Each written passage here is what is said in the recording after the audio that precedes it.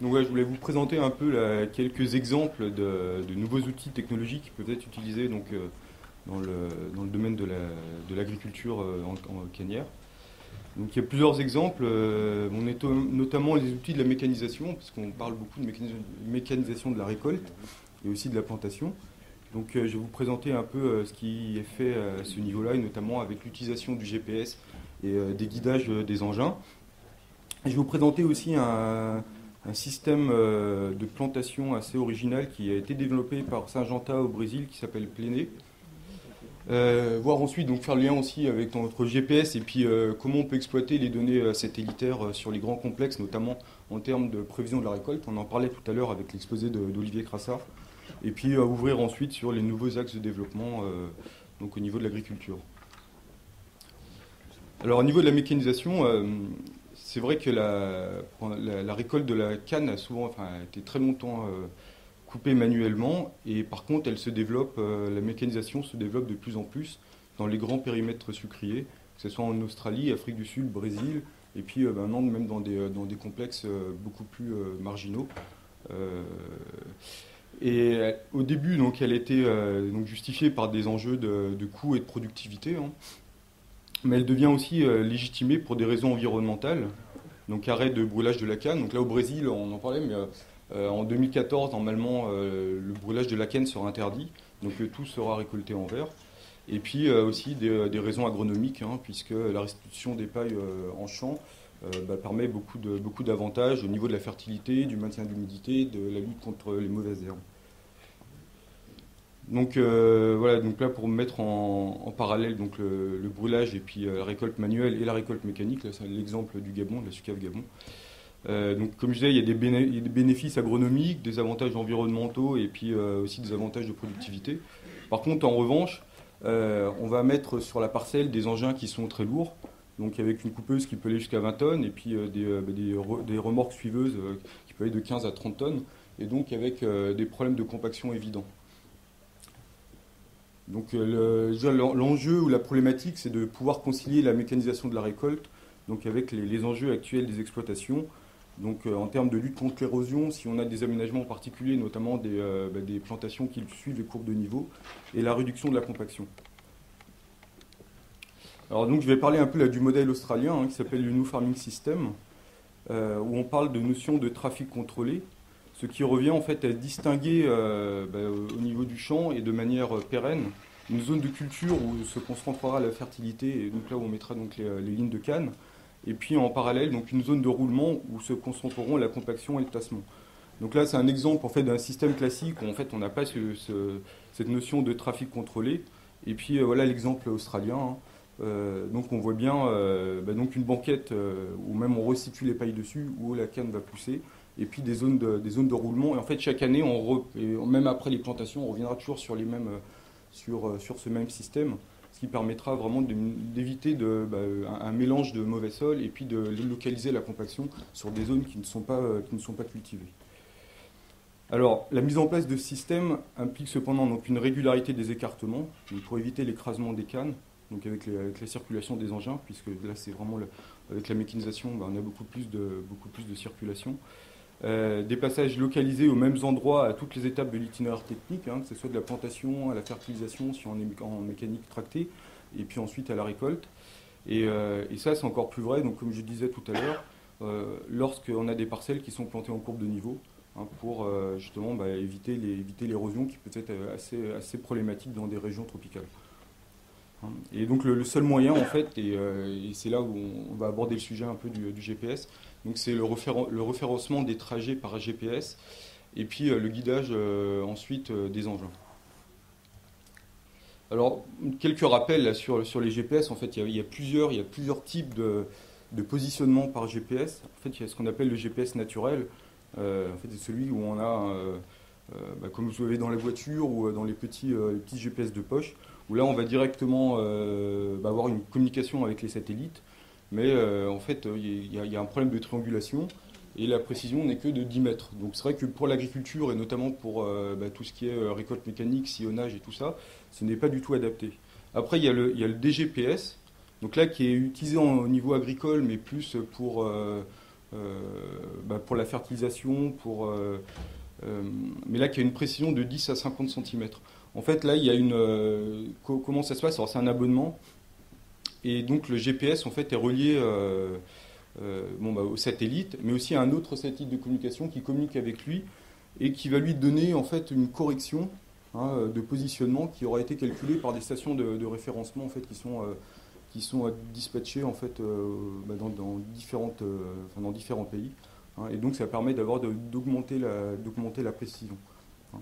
Et par contre après il y a le RTK où en fait ça c'est ce qu'il y a de mieux. Là, ça fonctionne avec une balise qui peut être fixe ou mobile, mais qui est implantée donc au niveau de l'exploitation, hein. Il y a un rayon d'action d'une dizaine de kilomètres. Et là, la correction donc, se fait donc justement par un calcul de triangulation entre les satellites et donc la balise donc, qui est sur le terrain. Et là, on peut avoir une précision de 2 à 5 cm. Donc, en fait, par rapport aux objectifs justement de la mécanisation, pour éviter, si on veut vraiment rester dans cette optique de trafic contrôlé, où là vraiment, si on ne peut pas se permettre en fait d'avoir une précision de 10 ou 20 cm, où là on risque en fait d'empiéter après sur les lignes de canne et de provoquer de la compaction. Et ça, on connaît les pertes qui peuvent être induites par ça. On est obligé de passer par le RTK. Donc ensuite, une fois donc on a ce système donc de GPS, hein, de référencement, après il existe plusieurs types d'aides ou d'outils en fait pour apporter une aide pour le guidage des engins. Alors déjà d'une part il y a ce que vous voyez en haut, en fait c'est l'aide de guidage. Donc là c'est le conducteur à la main sur sa machine. Mais sauf qu'il y a un écran de contrôle qui lui donne la direction en fait, à suivre, hein, pour rester dans les tracés voulus. Et puis il y a un truc beaucoup plus performant que c'est l'autoguidage, où là il y a donc là l'opérateur ne fait rien, hein, donc le tracteur est automatiquement guidé. Alors là il y a plusieurs systèmes, hein, soit il peut être installé sur le volant, donc il y a une petite que vous voyez à gauche. Donc il y a une petite roulotte qui va faire tourner le volant en fonction du positionnement de l'engin. Et puis sinon il y a quelque chose de beaucoup plus fiable qui est l'asservissement hydraulique. Et là le tracteur est complètement, les roues vont bouger toutes seules en fonction du positionnement. Donc là, il y a des solutions technologiques qui sont apportées à la fois par les constructeurs de matériel, hein. En fait, John Deere a développé son propre système de guidage GPS, hein, de matériel GPS, et puis par des sociétés spécialisées, hein, comme Trimble, hein, donc il y a des représentants ici. Alors donc le GPS, donc, ce système, cet outil en fait rend possible les aménagements parcellaires, hein, notamment comme je parlais là, le farming system et le trafic contrôlé, permettent de lutter contre l'érosion justement en permettant de faire des courbes de niveau et en les respectant ensuite. Cela permet aussi d'intervenir à toutes les étapes de l'itinéraire technique, hein, donc de la plantation à la récolte. Ça permet également, et ça c'est important aussi, de réduire les coûts, notamment au niveau de la consommation du carburant, puisque avec le GPS on a beaucoup moins de recouvrement. Alors là, ça c'est vrai, c'est pas vrai c'est surtout vrai donc pour les travaux de préparation de sol, le labour, hein, où là en fait on va vraiment faire des labours qui ne vont pas empiéter. Et des études ont été faites par Arvalis, là en France, hein, mais ça peut aller jusqu'à 20% de recouvrement. Parce qu'en fait, quand on n'a pas de GPS, l'opérateur a toujours tendance à revenir à empiéter pour être sûr d'avoir labouré toutes les parties. Et puis une meilleure gestion du moteur aussi, d'un mur en autoguidage. Il n'y a pas les à-coups en fait, que pourrait donner l'opérateur. Ça permet ça permet d'historiser les travaux, et puis aussi ça permet la modulation intraparcellaire. Donc là, dès lors, si on a une carte de potentiel du sol qui commence à venir en canne à sucre, hein, nous on le développe, là, j'en avais parlé à un moment donné là, sur le site là, avec la restivité des sols, mais au Brésil ils le font aussi, et donc on va pouvoir apporter l'engrais directement en fait, on va moduler la quantité d'engrais en fonction du potentiel de chaque zone des parcelles.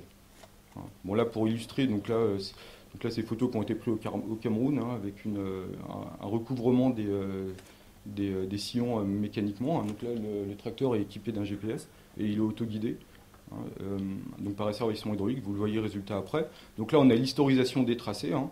Donc il y a les courbes maîtresses en fait, qui sont rentrées avant dans l'ordinateur du tracteur. Et ensuite, en bas, vous voyez, c'est décalé donc d'un mètre 90 à 1,90 m qui correspond en fait à la largeur des sillons, quoi, l'écartement. Et donc après, ça permet la récolte mécanique, hein. Et donc on peut même récolter de nuit, puisque en fait là les engins sont guidés. Alors bon, pour continuer là sur le GPS, bon, pas trop sur la mécanisation, mais aussi on note aussi un déploiement donc du tracking des engins par GPS, hein, donc avec on sait maintenant sur les périmètres qui souscrivent en fait à ce service.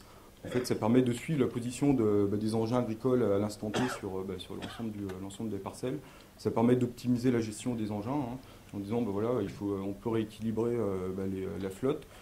Ça permet de localiser les pannes, hein, s'il y a un tracteur qui est en plein champ et qui n'a pas de radio. Et on a des alertes sur les pannes. Et enfin, a posteriori, ça permet aussi d'analyser les données de carburant, d'efficience des engins, etc. Alors maintenant, je vais vous parler aussi d'un nouveau système de plantation, hein, qui a été développé au Brésil par Syngenta. En fait, là, j'ai pas mal parlé de la coupe mécanique, mais la plantation mécanique aussi s'est progressivement développée. Donc, comme pour la récolte, pour répondre aux problématiques liées au coût ou à la disponibilité de la main-d'œuvre, hein. Toutefois, il y a plusieurs contraintes, donc notamment une augmentation du ratio bouture-plantation, hein, par rapport à la coupe manuelle. Enfin, la coupe des boutures manuelles et la plantation manuelle, une compaction importante, hein, donc là vous voyez les engins des planteuses mécaniques là, en tronçonné, surtout en plus sur des parcelles qui sont fraîchement retournées, et puis des problèmes sanitaires qu'a exposé aussi monsieur Jean-Claude Girard là tout à l'heure, hein, de propagation après de maladies.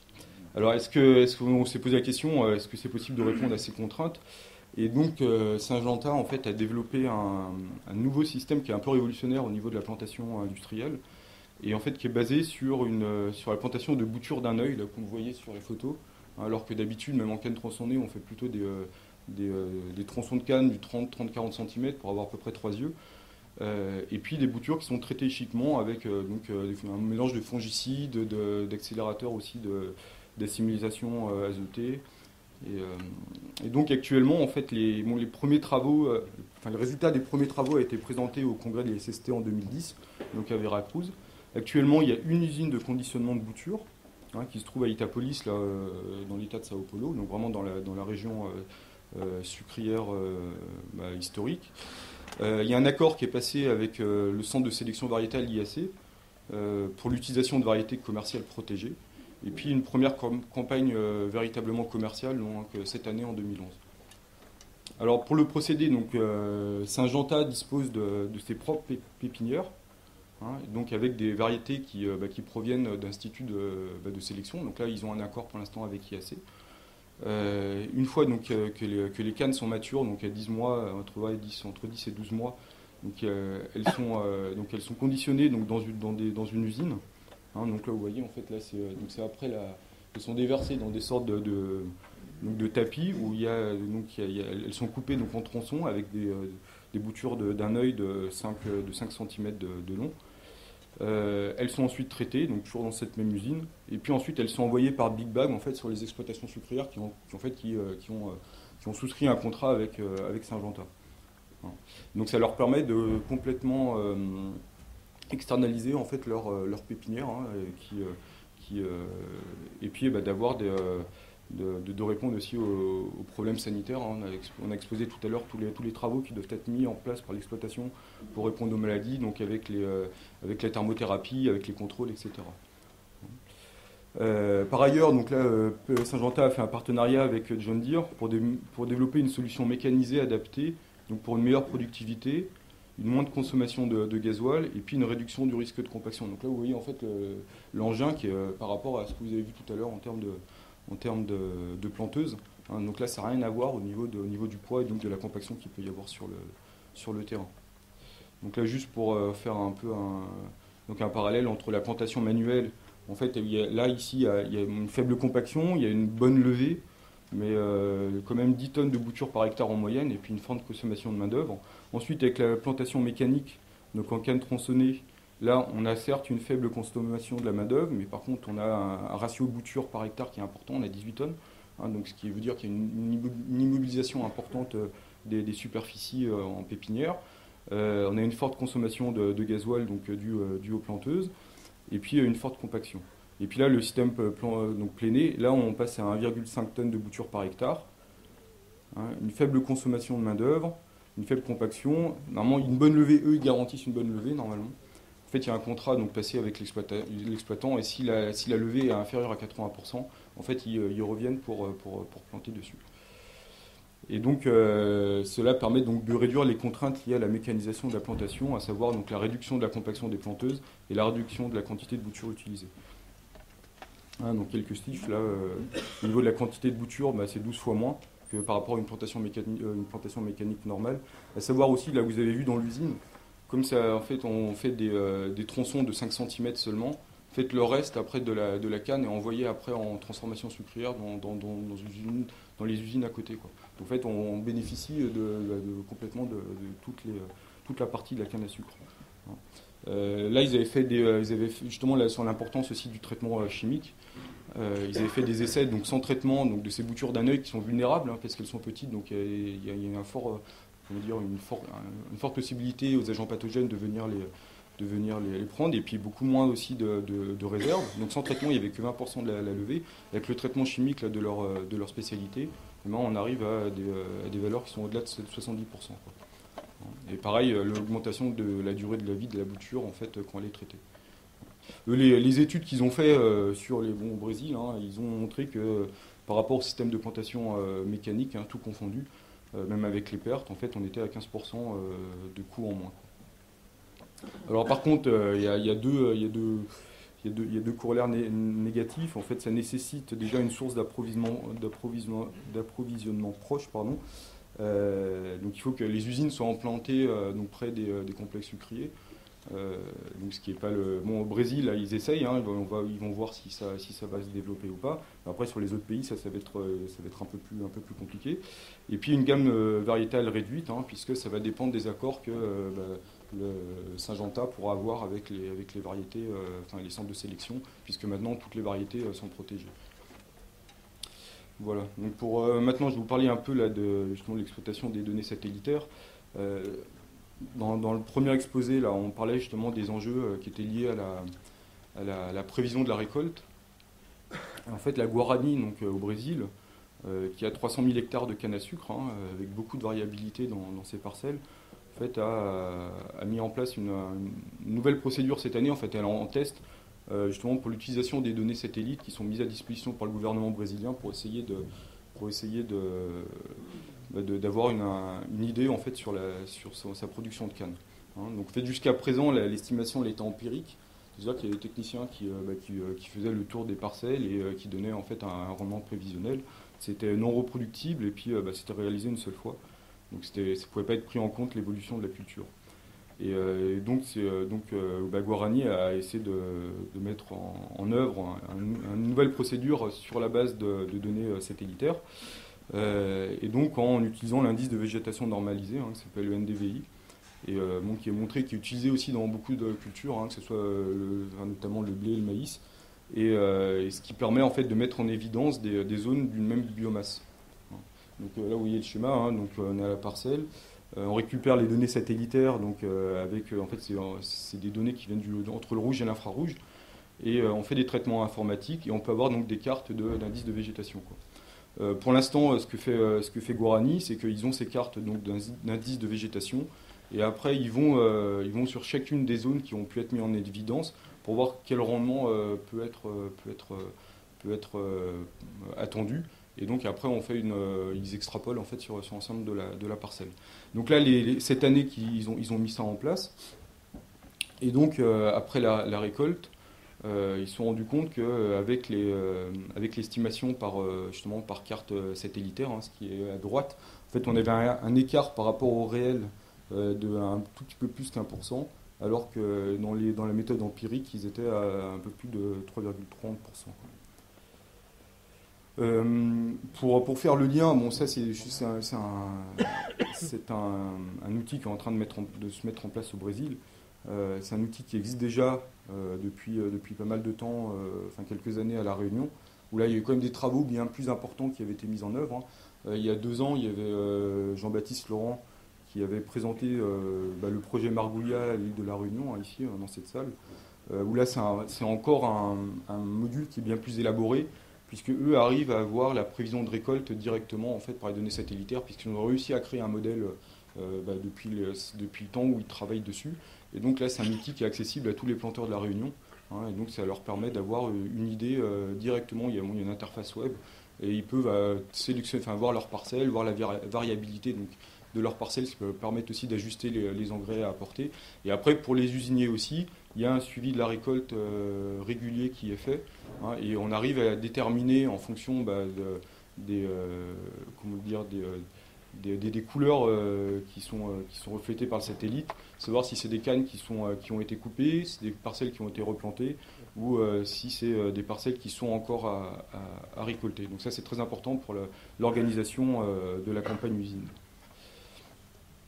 Bon, pour terminer, enfin un peu en guise de conclusion, et pour faire lien aussi avec l'exposé d'avant, les nouveaux axes de développement, c'est vrai que maintenant, en fait, en canne à sucre, on parlait de fertilisation, d'agriculture raisonnée là, en introduction. C'est vrai que pendant très longtemps, la fertilisation des cultures de canne à sucre se limitait à l'apport unique d'engrais chimiques, donc azote, potassium et phosphore, sans modulation.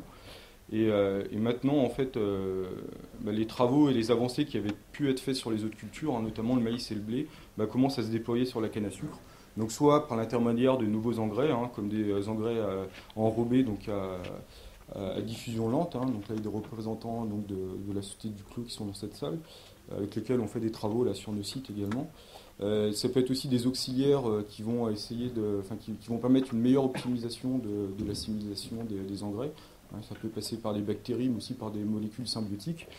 On en a parlé un peu tout à l'heure, donc la modulation de l'épandage des engrais avec des outils spécifiques, hein, GPS et pendeur, pour vraiment apporter l'engrais en quantité idéale là où il faut. Et puis après, il y a tout ce qui est sélection variétale génomique. Donc on en a aussi parlé de l'augmentation du coût du sucre sur le marché mondial. Donc après, il y a de plus en plus d'intérêt des grands groupes pour tout ce qui est programme d'amélioration variétale, hein, que ce soit au niveau de la sélection classique, mais aussi des travaux sur le génome, même si ce n'est pas abouti, hein, comme l'a souligné tout à l'heure Jean-Claude Girard. Mais n'empêche qu'il y a quand même des programmes qui ont été rachetés et repris par les grands groupes, hein, que ce soit Monsanto, BASF. Hein, donc ça aussi, peut-être qu'à terme, on va pouvoir obtenir des résultats sous des avancées sur ces sujets-là. Voilà, je vous remercie pour votre attention. Je remercie aussi quelques personnes qui ont contribué en fait, à la réalisation de cette présentation, donc, notamment Mademoiselle Duy, qui est justement quelqu'un qui travaille à Guarani, donc, dans ce projet justement de prévision des récoltes par satellite. Emmanuel Vauclin, donc, qui représente l'Attitude West Africa et donc la société Trimble. Et puis Jean-Baptiste Laurent, donc, du CIRAD, hein, que j'ai évoqué tout à l'heure. Voilà.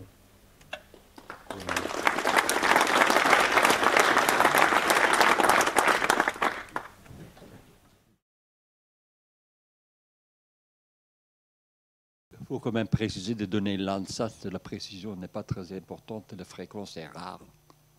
Tu dis, pardon ? La précision des images Landsat tout à fait. Non, mais là, comme réduite et la fréquence de passage rare.